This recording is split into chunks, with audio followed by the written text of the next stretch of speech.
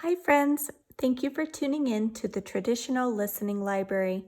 Today's story is by Natasha Wing. It is called The Night Before St. Patrick's Day.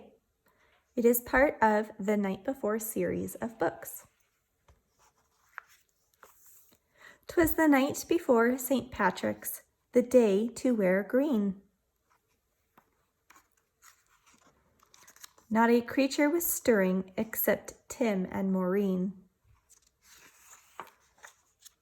They decked out the den from ceiling to floor with streamers and rainbows and shamrocks galore.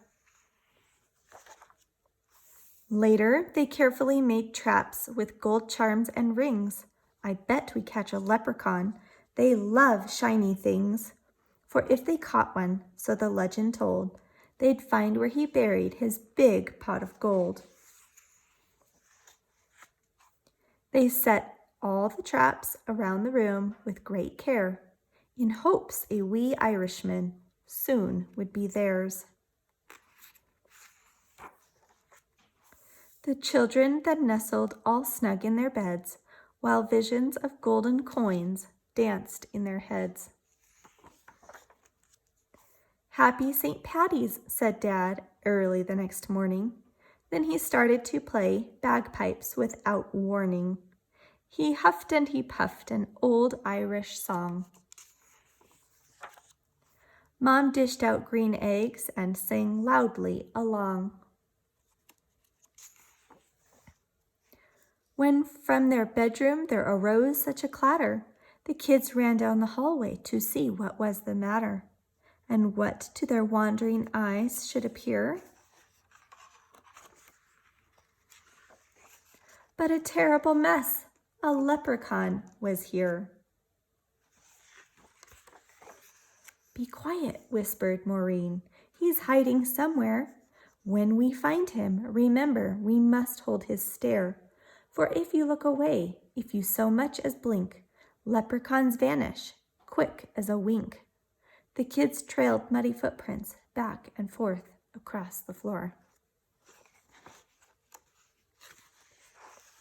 which led them under Tim's bed and past the closet door.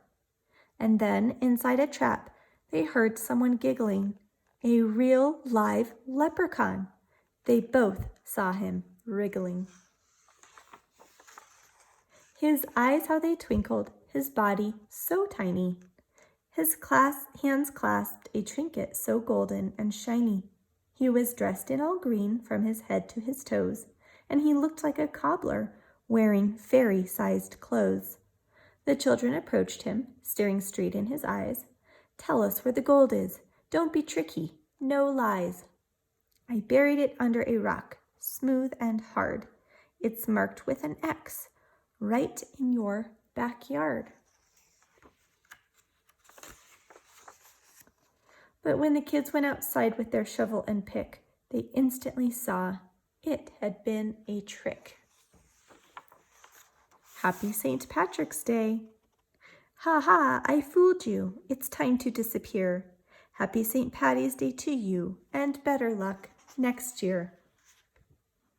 Thank you for watching. We'll see you next time.